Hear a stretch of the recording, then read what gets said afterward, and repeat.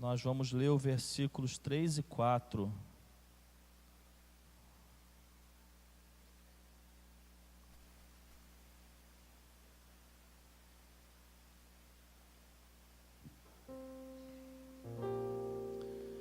Judas, versículos 3 e 4. O nome da nossa mensagem é Perseverança e Fé em Tempo de Apostasia. Eu aviso aos líderes do pequeno grupo que na parte da noite eu vou entregar o estudo do pequeno grupo, que não vai ser nessa mensagem, tá? Uma vez que o pequeno grupo essa semana vão ser na casa de pessoas não crentes, nós vamos ter um estudo específico para isso. Amados, embora estivesse muito ansioso por lhes escrever acerca da salvação que compartilhamos, senti que era necessário escrever-lhes insistindo que batalhassem pela fé, de uma vez por todas confiadas aos santos.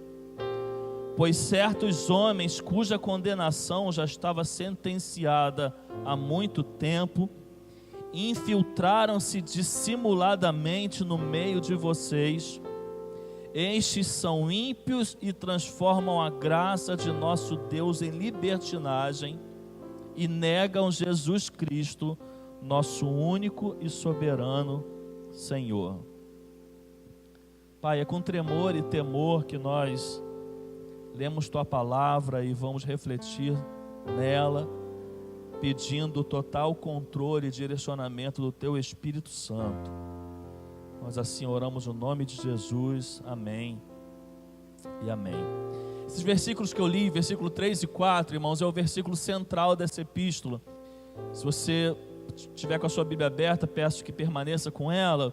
Você vai perceber que no versículo 3, Judas está dizendo que era vontade dele escrever sobre a salvação, mas decidiu escrever a esta igreja para que eles batalhassem pela fé, uma vez que haviam pessoas se infiltrado no meio deles, tentando convencê-los à apostasia, que é o abandono da fé, tá? A palavra apostasia, abandono da fé. Então, algumas informações que foram ditas na semana passada. Esse Judas aqui não é o Judas Iscariotes, ele é o Judas irmão de Jesus, o autor desta carta. Ele escreve esta carta a uma igreja. Nós não sabemos qual igreja foi destinada essa carta, mas ela foi escrita a um grupo de crentes, a uma igreja, onde o assunto principal de Judas é convencê-los a fugirem da apostasia, que, repito, é o abandono da fé. Então, no decorrer da carta, nós lemos toda a carta na semana passada, Judas começa a citar vários exemplos das Escrituras como exemplo de apostasia. E aí o intuito dele era falar a esta igreja: olha, que vocês não façam iguais essas pessoas fizeram, que o comportamento de vocês seja diferente.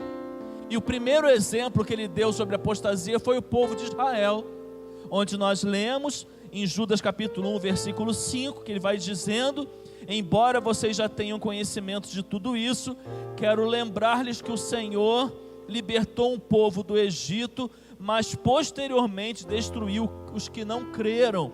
E aí nós fomos no domingo passado lá em Êxodo capítulo 32, lemos aquele episódio onde o povo de Israel constrói um bezerro de ouro para si, adoram esse bezerro de ouro, atribuem a ele feitos que só o Senhor haviam feitos a eles.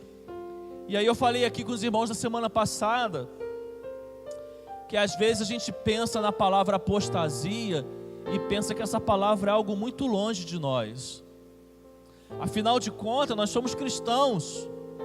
Afinal de contas, nós estamos aqui hoje, domingo de manhã, adorando ao Senhor. Não, a palavra apostasia não serve para mim. A palavra apostasia é para aquele que está fora da igreja, é para aquele que está lá criticando os crentes. Eu sou um crente em Cristo Jesus, a palavra apostasia não combina comigo. Só que eu, no domingo passado, conversando com os irmãos, eu trouxe ao nosso entendimento, irmãos, que a marca do povo de Israel era a murmuração. E se você for acompanhar a história desse povo, você vai ver que a história desse povo é marcada pela murmuração. Eles saem do Egito, vão em direção à terra prometida. Pouco tempo após sair do Egito, se deparam com o Mar Vermelho. E ao se depararem com o mar, olham para trás. E olhando para trás, eles veem o exército de Faraó indo atrás deles. O que eles fazem? Murmuram, reclamam. Poxa, nos tirou do Egito para morrermos aqui de frente desse mar. Reclamam, queridos. Deus abre o mar. O poder de Deus sobrenatural acontece diante desse povo. Deus abre o mar, eles passam aos pés secos. O exército de Faraó morre e esse povo continua a peregrinação. Não tem comida, Deus manda comida. Está tudo escuro no meio do deserto, uma coluna de nuvem para guiá-los durante o dia, outra de fogo para guiá-los durante a noite. Deus presente no meio do povo. O que o povo faz? Murmura, reclama por causa da comida, reclama por causa do líder, reclama por causa do frio, reclama por causa do calor. Murmura, murmura, murmura e murmura. Aonde começa a apostasia desse povo? Na murmuração. Na murmuração. Falei aqui que a murmuração pode nos levar à apostasia, ou talvez a murmuração já seja uma apostasia, porque quando eu murmuro, por exemplo, eu posso estar com a minha reclamação, dizendo que eu não creio em Deus. Falamos do perigo, irmãos, de nós vivermos como crentes, uma vida sendo marcada pela murmuração. E isso é inevitável, né, irmãos? Tem gente que tem a marca da reclamação. Você para, ela fala 10 palavras, 11 são murmuração, reclamações, insatisfações, nada está bom. Cuidado, queridos, para que a murmuração não te leve à apostasia. Depois nós falamos, como segundo exemplo, não posso gastar muito tempo, daqui a pouco a gente repete a primeira mensagem e não prega a segunda. Nós falamos no segundo exemplo que o segundo exemplo de murmuração citado por Judas foram os anjos caídos. E vai dizendo lá no versículo 6, olha, e quanto aos anjos que não conservaram suas posições de autoridade, mas abandonaram sua própria morada, eles os têm guardado em trevas, presos com correntes eternas, para o juízo do grande dia. Querido, houve uma época em que um líder espiritual, um ser espiritual criado por Deus, chamado Lúcifer, que a Bíblia apresenta como um anjo da ordem dos querubins, ele se rebelou contra Deus, pois desejou tomar o lugar do Altíssimo, e juntamente com Lúcifer, outros anjos se rebelaram com eles. Citamos vários textos bíblicos aqui, Isaías, Ezequiel, Apocalipse, que falam sobre isso. E aí pensamos, se a marca do povo de Israel para a apostasia foi a murmuração, qual foi a marca de Satanás para a apostasia? A rebelião. Falamos do perigo de nós estarmos sendo levados como igreja à apostasia, se escolhermos o caminho da rebelião. Queridos, quantas igrejas eu e você conhecemos, infelizmente, que têm ou já tiveram a sua vida marcada por uma palavra chamada rebelião. Se uma igreja vive algo marcado pela rebelião, ela não precisa de mais sinais nenhum de que ela está longe da vontade de Deus. A rebelião por si só já basta. A rebelião por si só já basta para mostrar que uma igreja está longe dos caminhos de Deus. Mas continuando hoje na nossa mensagem, vamos ao terceiro exemplo, que é citado por Judas, repito, dizendo à igreja a qual ele escreve: olha, não imitem a esses. Então não imitem o povo de Israel na murmuração, não imitem Satanás, Lúcifer na rebelião. Terceiro exemplo agora de apostasia, Sodoma e Gomorra, e entre parênteses você pode escrever a palavra imoralidade. Versículo 7 da carta de Judas, ao falar sobre isso: de modo semelhante a estes, Sodoma e Gomorra e as cidades em redor se entregaram à imoralidade e às relações sexuais antinaturais. não é o foco da nossa mensagem, mas quando alguém vier para você dizendo que relação sexual se faz como quiser, não importa se é homem com homem, mulher com mulher, que o que importa é cada um ser feliz, fazer o que quiser. Se você não quiser ler mais nada da Bíblia para ela, leia Judas versículo 7. Judas versículo 7.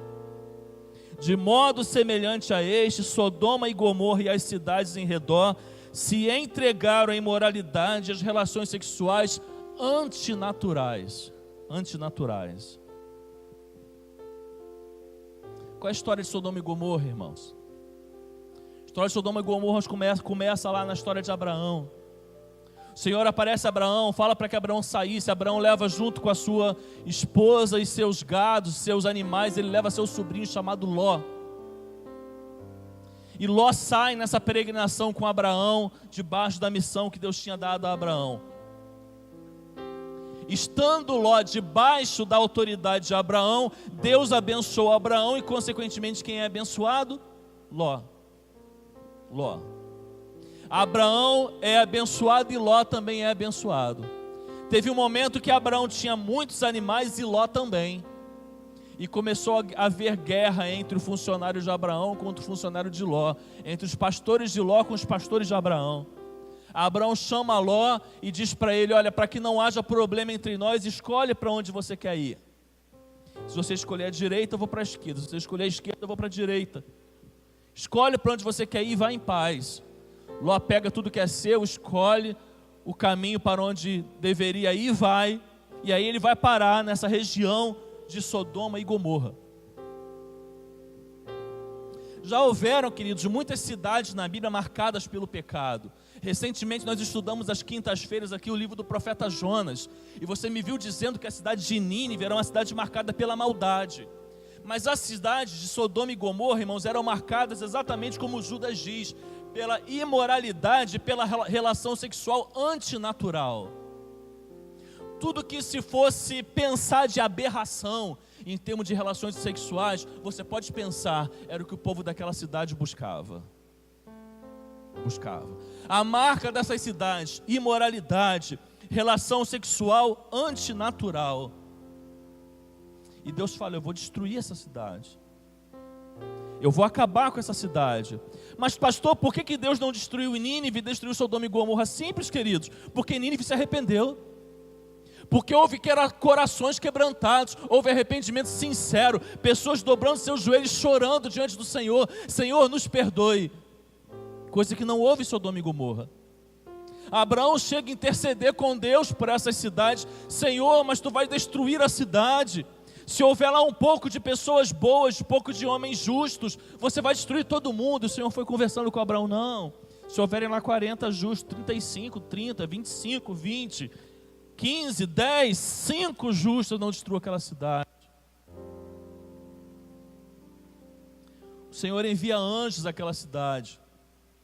Esses anjos Ló recebe na sua casa. E vai dizendo o texto bíblico que todos os homens daquela cidade começam a bater na casa de Ló. E queriam que os anjos viessem para fora, para que eles tivessem relações sexuais com ele, com esses anjos. Os anjos cegam esses homens. E Ló com a sua família é convidado a sair dessa cidade. Eles saem. Deus manda fogo e destrói essa cidade. Pastor, eu sou um crente em Cristo Jesus. A palavra de apostasia está longe da minha vida. E a sua imoralidade sexual, como que anda? Porque você pode estar na igreja, estar envolvido em imoralidade sexual, em pornografia, em adultério, em fornicação, em relações sexuais antinaturais. E isso, queridos, não pense você que é o fato de você estar na igreja que te garante que a sua fé está a mil maravilhas. Não é o que você diz ser, o que você realmente é. Então, marcas de uma vida que esteja caminhando em direção à apostasia, à imoralidade. Irmãos, por que hoje nós vivemos uma época de uma apostasia tão grande na nossa sociedade? Por que, irmãos? Porque a sociedade de hoje, irmãos, é uma geração de Sodoma e Gomorra. Não tem outra palavra. A sociedade que nós vivemos é uma geração de Sodoma e Gomorra. É uma geração que vai fazer uma passeata, vai fazer um movimento, pega uma cruz e enfia no ânus. É o protesto da geração de hoje. E a gente olha para a Bíblia, nossa, mas eles queriam ter relações com os anjos. Pois é, a gente tem uma geração que vai fazer uma passeata, dizendo defender uma causa e enfia a cruz no ânus. A gente vive uma geração de pessoas que foram fazer um movimento dizendo-se ser feministas. Foram fazer um movimento contra o aborto. E está na mídia para quem não viu. Você sabe qual foi o movimento? Para quem não teve o desprazer de ver, uma pessoa se vestida de Maria, na porta de uma igreja católica, com a roupa cheia de sangue, fazendo teatro como se Maria estivesse abortando, dizendo que Maria deveria ter abortado Jesus, para que Jesus não tivesse nascido. Sodoma e Gomorra? Não, irmãos, Brasil. Nós vivemos a geração da imoralidade. A geração que põe crianças diante de homens nu e dizem que é obra de arte e querem usar o dinheiro do governo para isso.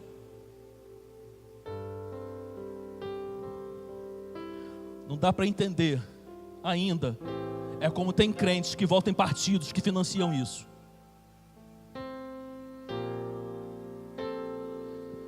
Geração de Sodoma e Gomorra é a geração que vivemos.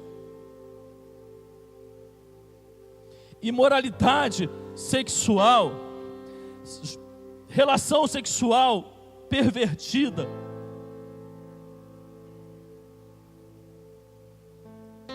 Jeremias capítulo 17, versículo 9, vai dizendo que o coração é mais enganoso que qualquer outra coisa, e sua doença é incurável. E ele pergunta: quem é capaz de compreendê-lo? Efésios capítulo 5, versículo 18, vai vendo: não se embriaguem com o vinho, que leva à libertinagem, mas deixem-se encher pelo Espírito de Deus. Irmãos, imoralidade é obra da carne. Imoralidade é obra da carne.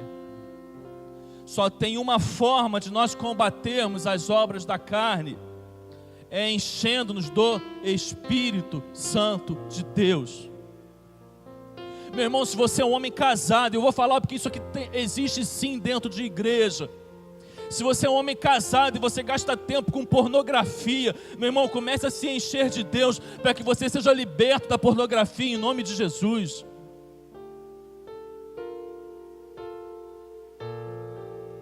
Você que vive de conversinha com alguém do seu trabalho, ou seja lá o que for, seja por rede social, dando liberdade que não deveria dar, corta isso em nome de Jesus.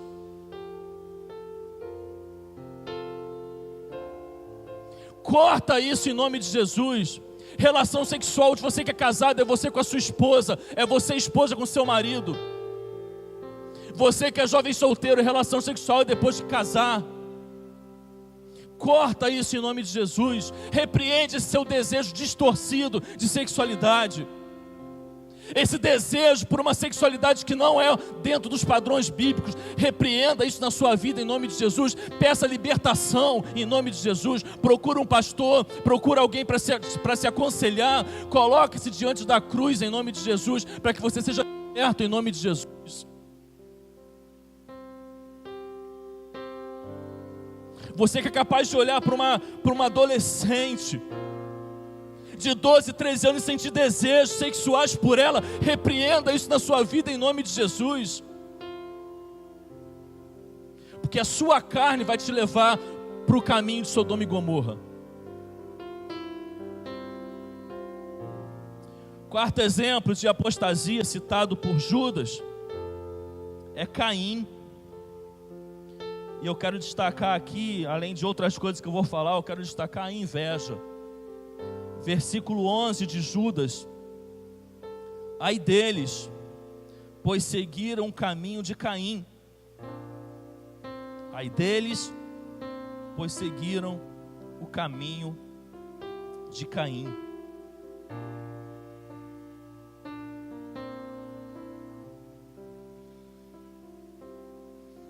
A história de Caim e Abel está lá em Gênesis capítulo 4. Não vou pedir para que você vá até lá, porque é um texto muito conhecido. Esse é um momento pós-jardim do Éden, você sabe disso. Adão e Eva tiveram filhos. E esses irmãos cresceram ali, sendo criados pelos mesmos pais. Imagino eu, sendo ensinados as mesmas coisas. Mas eles tomaram caminhos diferentes, porque ninguém é igual. E você que é pai sabe muito bem disso. Você que é pai e tem mais de um filho, filho nenhum é igual ao outro. Ainda que você procure ensinar os mesmos princípios, os mesmos valores, filhos sempre são diferentes. Caim e Abel crescem e tomam rumos diferentes, personalidades diferentes, atividades diferentes. Abel se dedica ao pastoreio de animais, Caim se dedica à terra.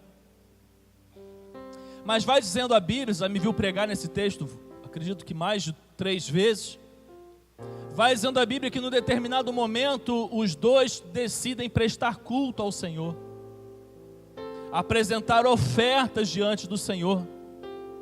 E a Bíblia diz que o Senhor aceita com agrado Abel e sua oferta, mas rejeita Caim e sua oferta. E tomado de uma ira, de uma fúria, de uma inveja muito grande, Caim decide matar seu irmão. E ele assim o faz. Ira, preste atenção, ira, fúria, descontrole e inveja, marcas de Caim. Ira, fúria, descontrole e inveja. A inveja é algo terrível, irmãos. Porque aquele que é tomado por inveja, ele não só deseja o que o outro tem, ele deseja que o outro não tenha. Ele deseja que o outro não tenha. A grama do vizinho está verde. Ele não deseja só que a sua grama fique verde, ele deseja que a do vizinho seque, que a do vizinho pegue fogo.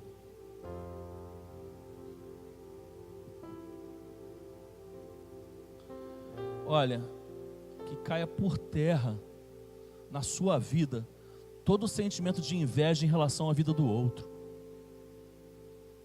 Que caia por terra todo o sentimento de inveja que a sua família projeta em relação à família do outro. Se você não teve sabedoria para criar a sua família, busque enquanto é tempo. Não inveje a outra. Não deseje algo ruim para outra. Corrija a sua. Corrija a sua vida. Decida reconsiderar os caminhos, buscar os caminhos certos, ao invés de desejar os caminhos ruins para o outro. Que seja jogada por terra todo sentimento de inveja que possa brotar ou estar no seu coração, em nome de Jesus. Só como você já me viu pregando aqui também, é impossível falar de Caim e Abel e não falar disso. A marca de Caim, você já me ouviu dizer, é que ele entrega um culto que está nas mãos e que não está aqui dentro. E culto não é aquilo que eu trago nas mãos, culto é aquilo que eu sou. E o Senhor não olha o culto que eu trago nas mãos, Ele olha o culto que eu professo aqui dentro.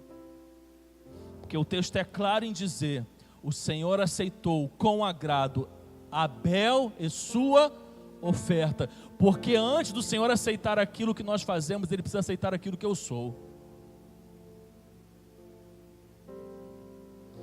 Então você consegue perceber que a apostasia de Caim vai muito além, ou começa muito antes dele assassinar o seu irmão. A apostasia dele começa a emprestar um culto falso a Deus. Um culto que está em atitude, mas não está em essência. Começa no sentimento de ira, porque antes dele assassinar o irmão, ele foi tomado pela ira. Meu irmão, como é que anda o seu controle sobre o seu temperamento? Olha aqui, que crente é você que não consegue controlar os seus atos? Olha, não me venha com conversa fiada não, porque desse mal, irmãos, eu posso falar. Porque todos nós temos as nossas áreas que Deus mais precisa trabalhar, e tem uma que Deus mais precisa trabalhar na minha vida, é essa aqui. Então dessa eu posso falar um pouquinho. Não venha dizer que eu nasci assim, eu cresci assim, eu vou morrer assim, não, que isso é conversa do diabo para a sua vida. Você consegue sim controlar o seu temperamento. E não vem colocar desculpa das suas atitudes impensadas em que você não consegue controlar, não. Você consegue controlar sim.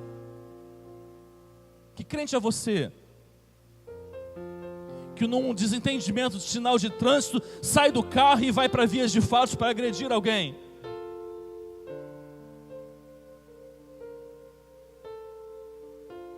Que crente é você que numa atitude de insatisfação quebra as coisas dentro de casa?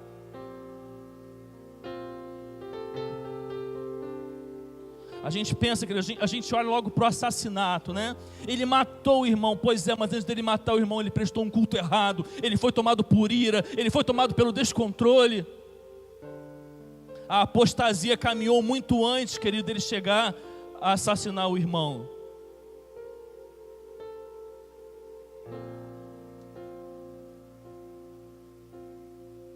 Quinto exemplo de apostasia, em que Judas está dizendo para a igreja, não façam igual, é o exemplo de Balaão. E você pode colocar entre parênteses aí a palavra ganância. Ganância. Olha, se você puder, você dá uma lida depois, lá em Números, capítulo de 22 a 25, mais ou menos, para você aprender um pouquinho da história de Balaão, que eu vou te contar agora.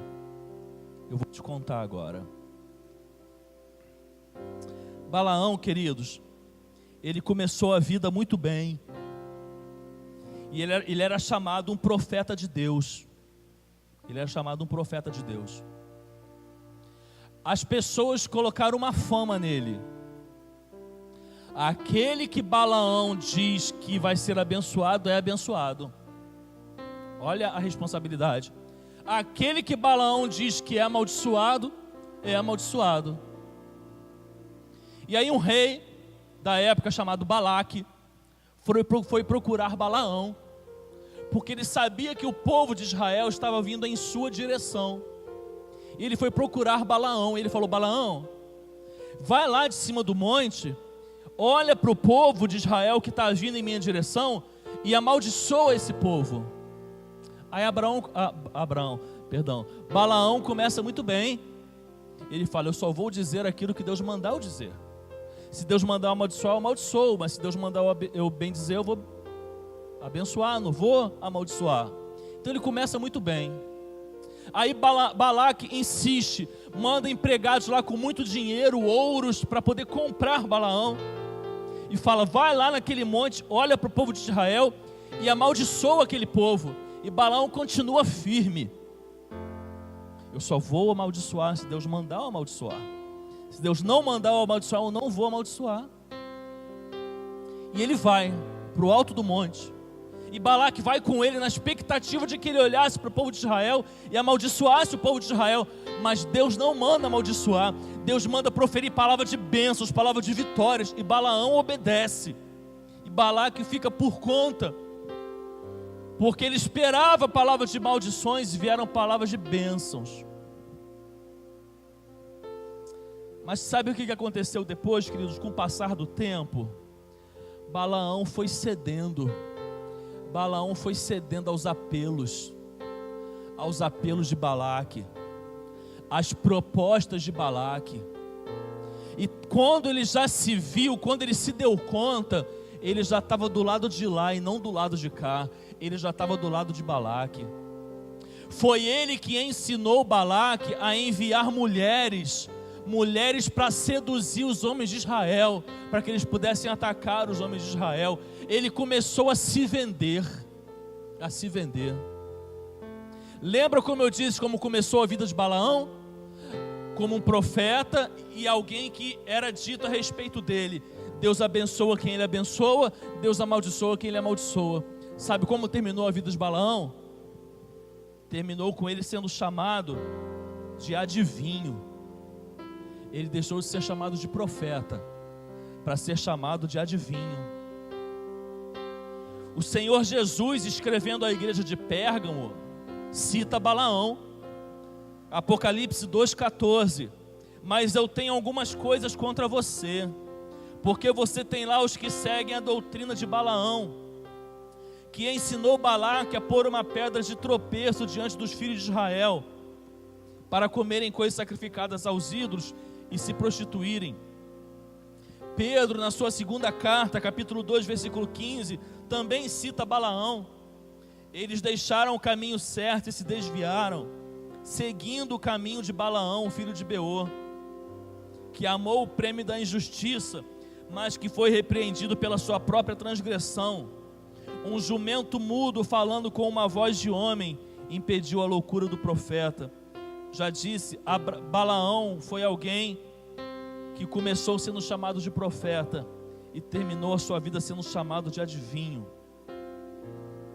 Mas onde começou a sua apostasia, irmãos? Na ganância. A sua fé tem preço? A sua fé tem preço, meu irmão? Uma proposta para você lucrar indevidamente te leva. Uma proposta para que você lucre indevidamente ganha você.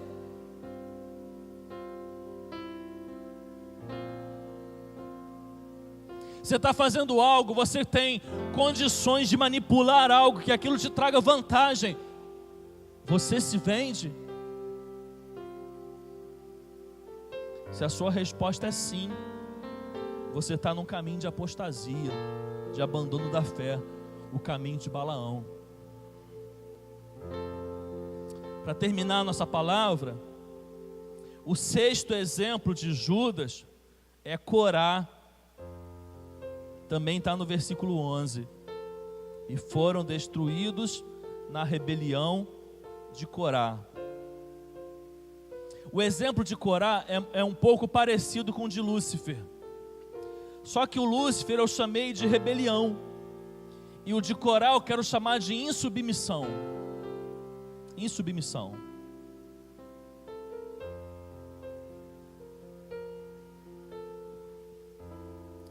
Não vamos ler, mas se você puder anotar, Números 16. Depois você leia esse capítulo para você conhecer a história de Corá, que eu vou te contar agora resumidamente. Corá, irmãos, ele era um levita, primo de primeiro grau de Moisés. Primo de primeiro grau de Moisés. Certa vez, ele começou a lançar suspeitas contra Moisés. Ele começou a falar calúnias, difamações contra Moisés, na intenção de que o povo se rebelasse contra Moisés, para que ele pudesse tomar o lugar de Moisés.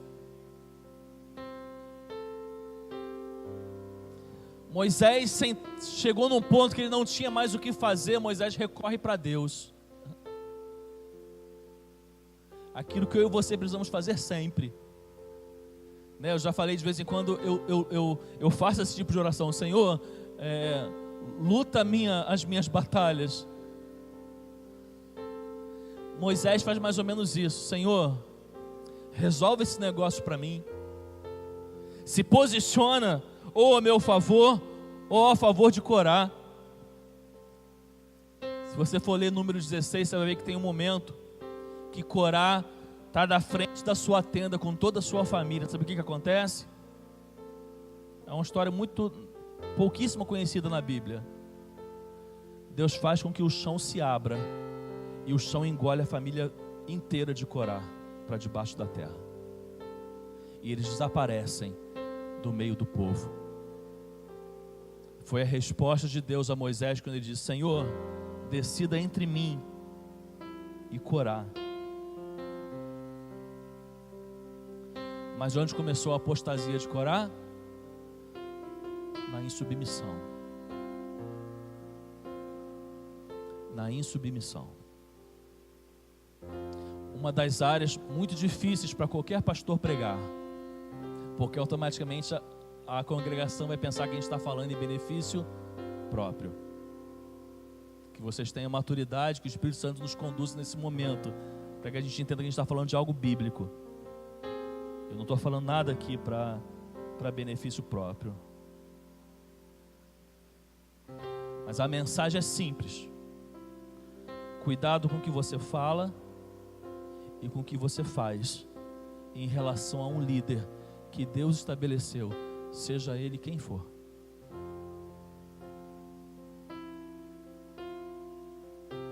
Porque Deus não se agrada de insubmissão. Você está no ministério de faixa etária, meu irmão, ali tem um ministro, seja submisso a ele. Você faz parte de um ministério de louvor, tem um ministro, seja submisso a ele. Você está trabalhando no estacionamento, tem um líder, seja submisso a ele. Você está na cozinha, servindo a Deus, é serviço ao reino, tem um líder, seja submisso. Porque Deus não se agrada de insubmissão, e a insubmissão pode te levar para a apostasia. Quantos estão longe do caminho do Senhor hoje? Porque um dia começaram com a insubmissão, e a primeira atitude foi fazer o quê?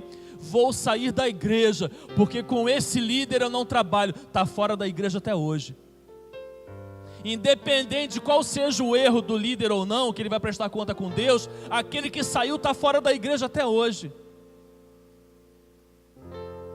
E está assim, ó, impressionante, está assim de gente, com esse perfil. E cada hora a gente se depara com um. Não sair da igreja por causa daquele pastor. E às vezes o que narram do pastor, se for realmente verdade, a gente nunca pode ouvir um lado só da história. Às vezes o que narram do pastor é realmente mostram erros do pastor. Mas quem saiu da igreja? Quem se afastou dos caminhos do Senhor? Às vezes o pastor já se consertou, já pediu perdão a Deus, já reconheceu o seu erro, está lá fazendo a obra de Deus, e aquele que abandonou está lá fora. Está lá fora. Porque um dia escolheu o caminho da insubmissão. Irmãos, eu como pastor, e qualquer pastor de uma igreja tem uma diretoria, que é uma liderança, trabalha comigo. Eu tenho um grupo de ministros que trabalha comigo. Eu vou falar por mim agora, falo por mim.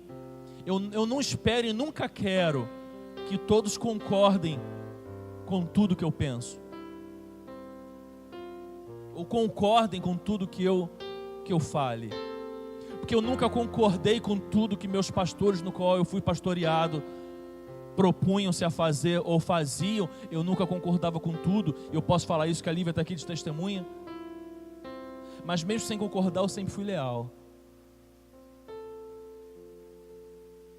submisso, porque a submissão é um princípio bíblico que eu e você precisamos ter na vida. O problema, irmão, é que as pessoas às vezes preferem o caminho da insubmissão, o caminho da crítica, o caminho do apontamento. Infelizmente as pessoas às vezes escolhem esse caminho, quando poderiam escolher o caminho da conversa franca, da palavra aberta. Olha, o foco é esse, eu gostaria que fosse diferente, mas eu estou junto nesse. Que assim seja o nosso coração, que assim seja a nossa vida. Pastor, eu não concordo com a venda do piano acústico que a igreja tinha, mas se a maioria votou que sim, amém. hoje eu vou ficar feliz com esse novo que a igreja comprou, ainda que a minha opinião tenha sido diferente.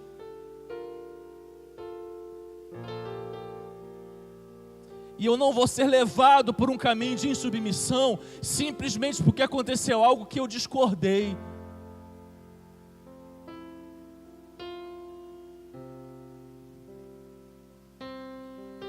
Depois você corta tudo isso.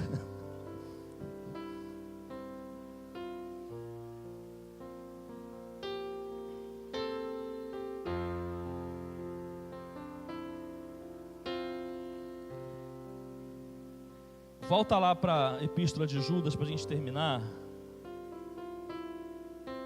Judas lista aqueles que ele desejava que a igreja não fizesse igual. Ele traça um perfil desses que estavam ali na igreja, infiltrados no meio da igreja. Lá no versículo 16, ele agora está falando dessas pessoas que estão infiltradas na igreja. Ele vai dizendo: olha, essas pessoas vivem se queixando, descontentes com a sua sorte, e seguem os seus próprios desejos impuros, são cheias de si e adulam os outros por interesse. Perceba que o exemplo que ele cita, ele vai colocar algo semelhante naqueles que estão no meio da igreja. Vivem se queixando, descontentes com a sua sorte, seguem os próprios desejos impuros, são cheias de si e adulam os outros por interesse. Como então que nós devemos viver, irmãos? A gente termina agora lendo do 17 em diante, é como ele deseja que aquela igreja no qual ele estava escrevendo vivesse. Todavia, amados, lembrem-se do que foi predito pelos apóstolos de nosso Senhor Jesus Cristo. Eles diziam a vocês: nos últimos tempos haverá zombadores, que seguirão os seus próprios desejos ímpios. Estes são os que causam divisões entre vocês, os quais seguem a tendência da sua própria alma e não têm o Espírito. Edifiquem-se, porém, amados, na santíssima fé que vocês têm, orando no Espírito Santo. Mantenham-se no amor de Deus, enquanto esperam que a misericórdia de nosso Senhor Jesus Cristo os leve para a vida eterna. Tenham compaixão daqueles que duvidam, a outros salvem arrebatando-os do fogo, a outros ainda mostrem misericórdia com temor, odiando até a roupa contaminada pela carne. Aquele que é poderoso para impedi-los de cair e para apresentá-los diante da sua glória sem mácula e com grande alegria.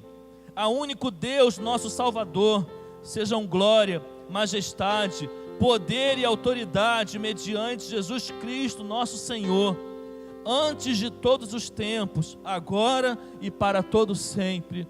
Amém. É essa carta de Judas que eu espero que nesses 2 domingos você tenha aprendido alguma coisa, tirado lições preciosas para a sua vida. Que Deus nos abençoe, que o Espírito Santo de Deus complete essa palavra no nosso coração.